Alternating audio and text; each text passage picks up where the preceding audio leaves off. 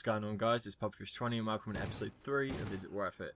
Previous episode was on the free burst attachment on marksman rifles. If you haven't seen that, then the link to the episode will be down in the description.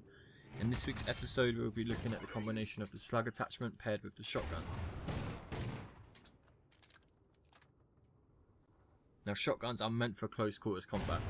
With low range and high damage, nothing more than getting into the enemy's face is expected. Within the shotgun category, there are two types of shotgun: pump action and semi-automatic. The semi-auto shotguns are the MTS-255 and the Bulldog. They allow a little more freedom when it comes to accuracy. With the ability to pump a fast amount of lead into an opponent, it is your one and only option and not a bad thing to do when surrounded by enemies. Nothing is more satisfying than clearing a room or objective while spamming the trigger. Oversampling your shotgun can occur, however. This is when you get too trigger happy, and this results in slower fire rate. It doesn't hurt to go into a private game and test the maximum fire rate you can achieve with each semi-auto shotgun, and take it into public matches with you to gain the best advantage over your enemies. The Bulldog's fire rate is 300 rounds per minute, and the MTS-255's fire rate is 255 rounds per minute. The pump action shotguns are the FP6 and the TAC-12. These are more reliant on accuracy. They have a slower fire rate than the semi-automatic shotguns due to the pump action required between shots. Think of it as the rechambering motion on the sniper rifle. The fire rate of the FP6 is 90 rounds per minute, and the TAC-12's fire rate is 84 rounds per minute. Pump action shotguns tend to have more damage and range compared to its peers. The slug attachment offers a more ranged offense. By granting you an increase in range, it also increases your dependability on accuracy. This is because instead of shooting buckshot, you are now shooting a single projectile.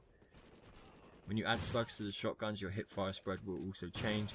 Not in shape, but instead by adding a circle to the center of your spread. This is where the slugs will land when fired from the hip. When using slugs on semi-automatics, your only real option is to spray and pray. The longer you leave it to line up shots on your enemies, the more time you'll give them to kill you. When attached to the pump actions, however, accuracy is your number one goal. If you miss your first shot, it might be your last. When engaging enemies, you need to do it on your terms. Get close to them for maximum damage and better accuracy. So now we've come to the end of this episode, and that leaves the question: is it worth putting the slug attachment on shotguns? My answer is no. If you're trying to actually play the objective and go for the win, they are only going to hamper your firepower. This is because of the high accuracy needed.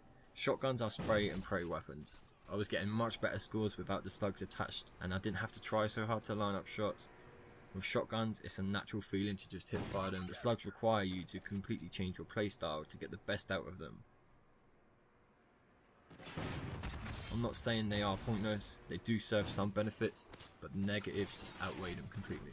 The next episode is going to be on chrome lined attachment on sniper rifles. If you've enjoyed this video, then please leave a like or maybe a comment with your thoughts. If you haven't already, then please subscribe, and I'll see you guys in my next video. Peace.